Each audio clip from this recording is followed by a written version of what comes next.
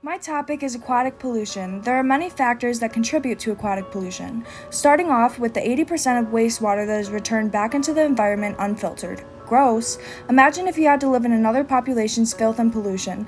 Doesn't seem like it would really be fun, does it? Over 220 million tons of plastic are produced each year. Plastic is a very harmful thing to not only the environment but also to the wildlife and aquatic life as well. Majority of solid debris found in the ocean is plastic waste. Now I don't know about you guys, but I personally wouldn't like to get tangled up in some plastic and suffocate.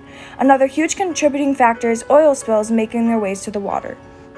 Imagine if all of us were aquatic animals or wildlife and you had to swim through oil every day that can most likely extremely harm you. Doesn't seem like a very fantastic life to live. Mining is also a huge contributing factor to aquatic pollution. Mining releases large amounts of mercury, which is not only deadly to aquatic life, but also to human beings as well. So why should we care? Well, for starters, if ocean life is unhealthy, for one, you will have less water supply due to how filthy the water is, and two, there will be less supply of fish and other aquatic life. Not to mention, they are living creatures too. Their life should not have to be miserable because we can't stop polluting. Population growth is another huge issue and would make problems intensify. For one, overfishing would start huge problems because it would be taking away the supply faster than it can regrow. But that's just one problem with population growth. Pollution will only grow when the population grows. More oil spills will occur, more transportation will be used, and more plastic will be produced because there is more of the population to supply. Another huge contributing factor would be deforestation. The more deforestation happens, the more polluted runoff water gets back to bodies of water and little ponds and rivers because there are less riparian zones. Here's a quick clip of an educational video that informs you on how big the plastic pollution problem really is. 8 million metric tons of plastic trash enters the sea from land every year. The equivalent of 5 plastic bags filled with trash for every foot of coastline in the world. Across our ocean, plastic trash flows into circulation, dispersed almost everywhere, but concentrating in huge swaths in the midst of global currents, breaking down into smaller and smaller pieces, ingested by species across the marine world, and sinking to the bottom of the sea.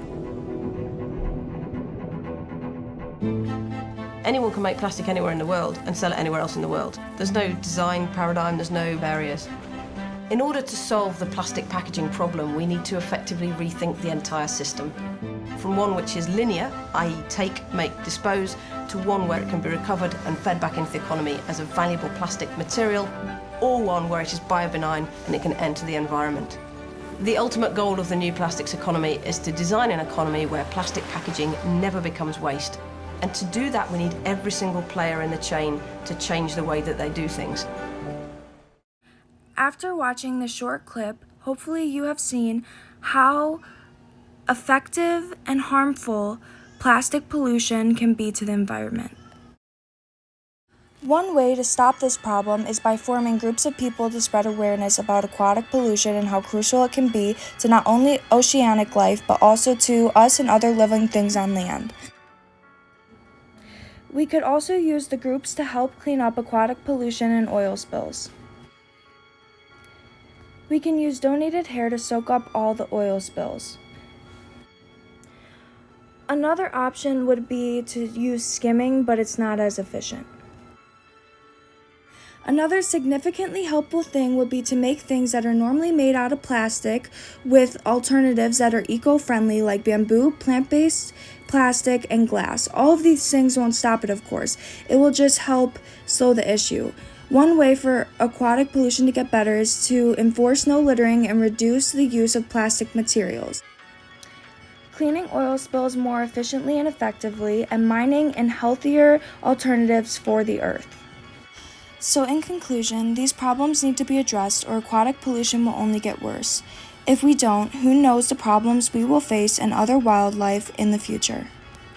I hope that watching this video inspires you and others to want to help stop this pollution and make the world healthier again, including water and wildlife.